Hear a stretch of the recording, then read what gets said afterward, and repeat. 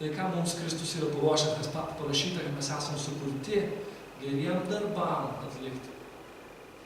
Kiekvienam iš mūsų jis yra paruošęs gerus darbus atlikti. Ir tai yra taip nuostabu, kad jis mumis pasitikė, jis mums duoda gerus darbus atlikti. Mes dažnai skaitom eilutes ir mąstom tik iš vienos pusės, bet jūs mąstykit iš Dievo pusės. Jis mums patikėjo gerus darbus atlikti, vadinasi, jis mumis pasitikė, jis tiki, kad mes galim tuos gerus darbus nuveikti. Trečias pamatas, mes turim būti vedami šventosios dvasios. Bet be šventosios dvasios vedimo mes stovim vietoj. Arba einam atgal, arba einam iš šono. Be šventosios dvasios vedimo. Šiandien išgirdau galingą Dievo žodį, kai meldžiausi, galbūt taip stipriai šėtonas priešinos tam, kad aš čia atvykčiau, iš visų jėgų spardė šėtonas. Taip nenorėjo, kad aš čia būčiau. Aš meldžiausi, aš buvau maldoje. Ir aš Dievo paklausiu, ką reiškia būti vedamam šventosios dvasios.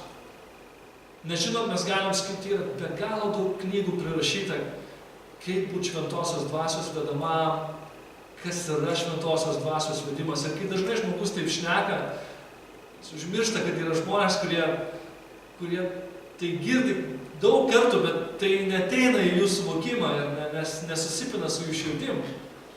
Ir aš šiandien išgirdau 3 žodžius.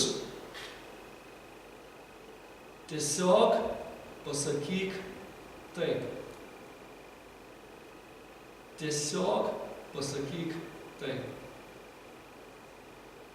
Tai reiškia būti šventosios dvasios vedamam.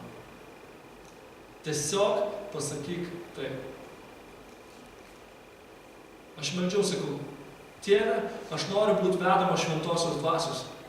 Tiesiog pasakyk taip. Tiesiog pasakyk taip jo vedimui. Tiesiog pasakyk taip jo meilė. Tiesiog pasakyk taip jo jėgai. Tiesiog pasakyk taip jo atleidimui. Nes mes sakom, kad mums yra atleista, bet ar mes sakom taip, mums yra atleista. Aš uždedu savo taip, aš uždedu savo amen ant jo atleidimų. Man yra atleista, aš sakau taip. Man yra duota Jėzaus jėga, aš sakau taip.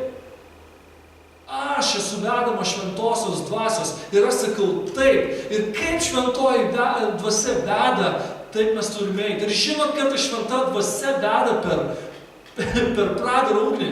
Kartais mus praveda pro tokius kelius, kad mes negalim patikėti, kad tai gali būti iš viso iš Dievo.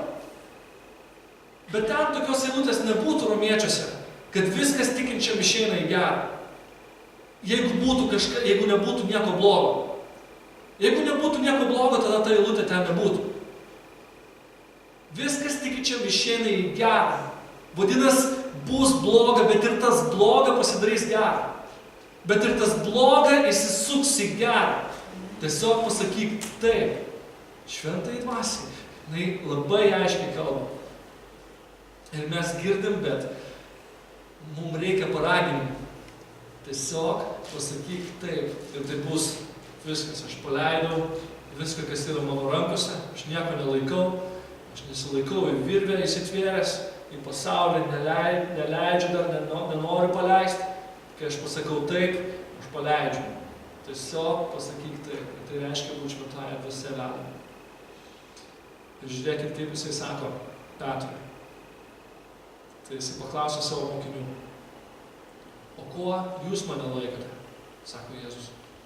Tada Simonas Petras atsakė, tu esi Kristus, gyvojo Dievo sūnus. Jis išpažino jį. Tu esi Kristus, gyvojo Dievo sūnus.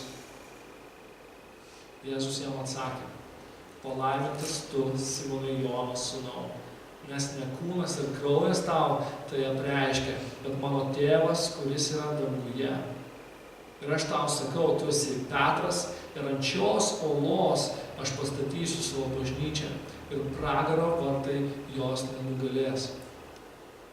Ir ant tos olos aš pastatysiu savo bažnyčią. Žmonės, mėlėjai, laikykim šitą apreiškimą savo ola, kad Kristus yra viešpats, kad Kristus yra Dievo sūnus, kad visa valdžia buvo patikėta jam. Ir kai jisai ką nors įsako, jisai įsako norėdamas gero, o ne blogo. Kai jis sako kažką savo vaikui, jis nenori, kad mes papultumėm į bėdą. Bet jisai nori, kad mes pro tą bėdą praėję pamatytumėm, kad mūsų jėga iš tikrųjų yra visai kame kitame. Bet kai mes esam bėdoje ir mes sušunkam staiga iš dvasios, kad Kristus yra Dievo sūnus, žinot, ta bėda pasidaro tokia mažytė. Nežinau, man jinai pasidaro mažytė. Bet kas pasaulyje mane kamuoja, kad ir kokia bėda mane kamuotų, kai aš išpažįstu Kristų savo viešpačiu, ta problema pasidaro tokia maža.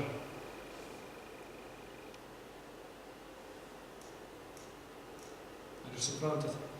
Ar jūs darot šitaip? Tai yra dalykas, ką mes turim daryti. Tai yra dalykas, kas mums priklauso. Meldžiaus penktadienį gavau prieškimą, kad virš mūsų yra dangus atvertas ir tuos resursus mes galim pasimti ir naudoti. Tuos dangaus išteklius mes galim naudoti. Tai yra mūsų ir mum.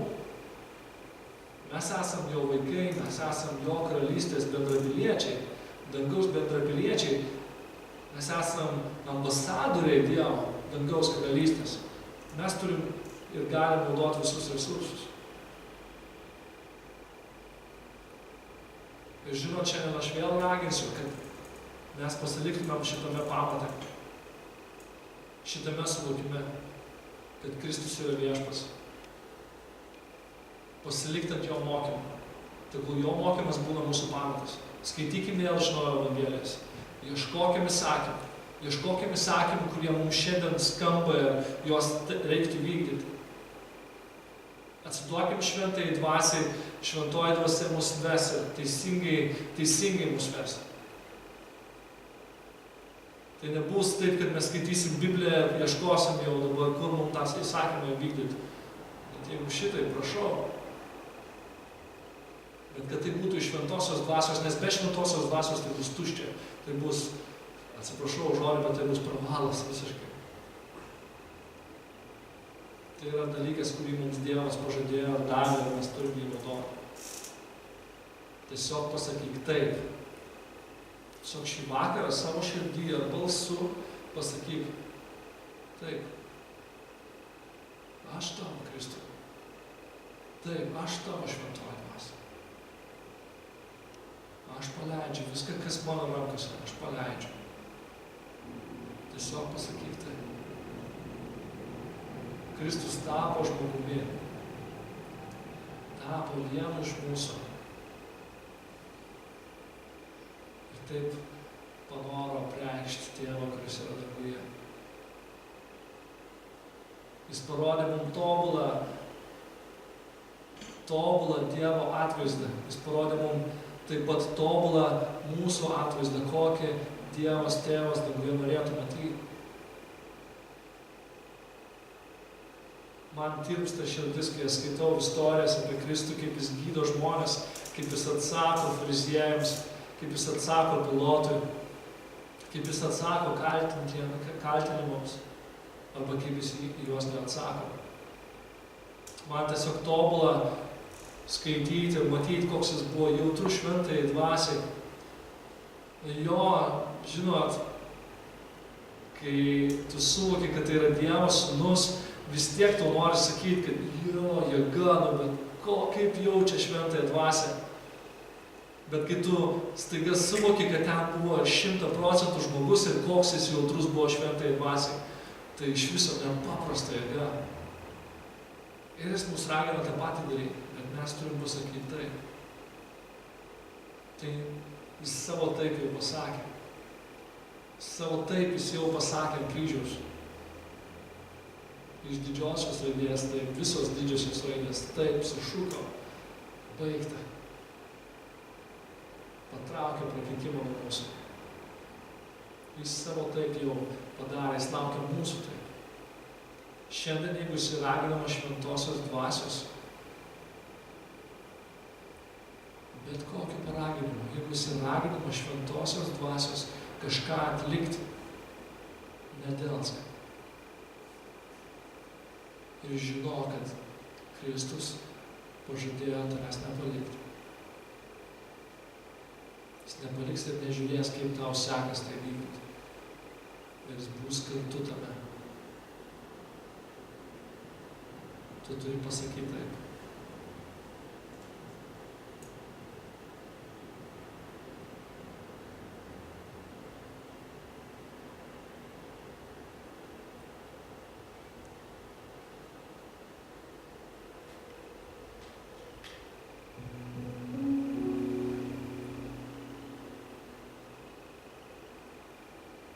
Įdomų dalyką girdėjau iš savo sesės vaikino, aš tiesiog jau užklausiu.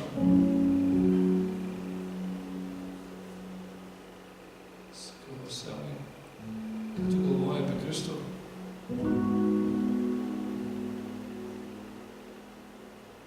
Jis sako, kažkaip nieko.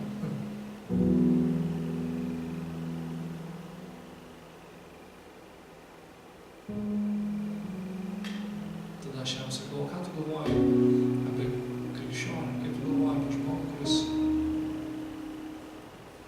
laiko save krikščioniu. Ir jis sako, kiek krikščionių esu sutikęs, visi tokie paniurę, įsitempę kažkokie. Bet tada aš galvoju, brač, tai yra tiesa. Mes patys diena iš dienos varžom save religijom, tradicijom kažkokiam. Jūs tikiuosi nesupyksit ar manęs, jeigu aš pasakysiu, kad sekmadienį eiti į bažnyčią yra tradicija. Bent jau dažnas tai laiko tokią tradiciją.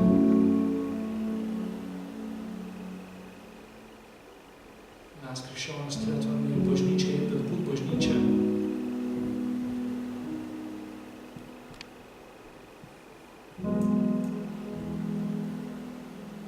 Kristaus mokymas nėra religija, tai nėra kažko darimas arba kažko nedarimas. Kristaus mokymas yra atsidavimas šventai dvasiai ir sakymas taip.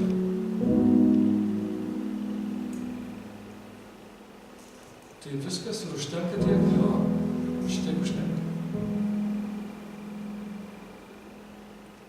Dėl to, kad yra parašyta, kad Dievas pradėjo gerą darbą ir Dievas užbaigs tą gerą darbą. Tai kur yra mūsų dalis? Mūsų dalies čia nėra. Mūsų dalis yra pasakyti taip.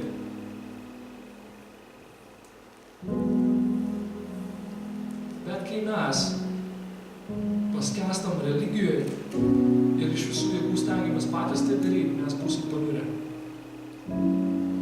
Ir tokius mus matys aplinkiniai. Tada aš sakau Semai, o kokį tu man galėtum duoti patarimą, kaip toliau bažnyčią vesti? Aš galvoju, reikia paklausti žmogaus. Tada Semas tai pagalvoja, jis jaunas vaikinas, pagalvoja, tai sako, žinai ką jūs tai? Sako, žmonės, kuriuos tu turi dabar, sako, tu turi padaryti laimingais, kad jie būtų džiugesy tokiam nuolatiniam. Tada sako, visas Peterboras pamatys, kad jūs kažkokie laimingi ir norės prie jūsų prisidėti, nes žmonės, sako, tik slepiasi po savo kažkokią kaukę, kad jie yra laimingi, bet jie iš tikrųjų nėra laimingi. Bet jeigu jie pamatys džiugėsi tikrą, jie norės prie tavęs prisidėti ir aš galvoju, wow. Šitaip kalba žmogus, kuris netiki į Kristų, netiki į Dievą. Ir čia religingi tuo sukils ir pradės mėtyti iš akmenų, sakys. Klausai kažkokia čia, netikinčio. Dievas sugėdina stipriuosius per silpnuosius. Dievas kalba savo išmintį duoda per kvailuosius. Prie pasaulio ir mūsų krikščionių yra laikomi kvailiais. Dievas per tą žmogų labai panorės prakalbėti ir mūsų gėdinti. Aš buvau labai laimingas vakar, aš buvau, nes tau geras, kaip Dievas gali šnekėti per žmogų, kuris netiki. Tai, mylėjai, jeigu mes laikysim pamatų Kristų, jeigu mes laikysim pamatų jo mokymą ir mūsų siekėmybė bus būti vedamiem šventąja dvasia, mes nebūsim panuri. Ar jums nenusibodo, kai kažkas jūs pataiso ne su meile, bet taip tarsi kažkur iš viršaus kažką pataisytų? Man tai nusibodo.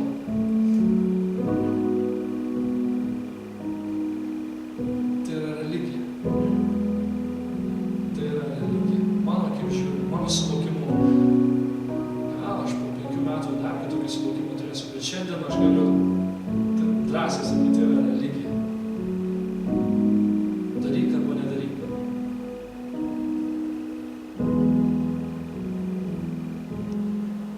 Jeigu Kristus tau sakys, spjauk į pirštus ir dėk ant ligonio, tai net krikščionis dažnas pasakys, ką tu čia darai. Kristus darė.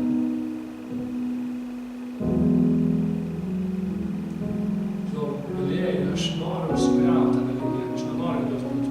Aš noriu sugriauti tradicijas, aš noriu sugriauti tai, ką dažnas iš mūsų sako. Nedaryk šito. Šitas netinka krikščioniui. O kas žino, kas tinka krikščioniui?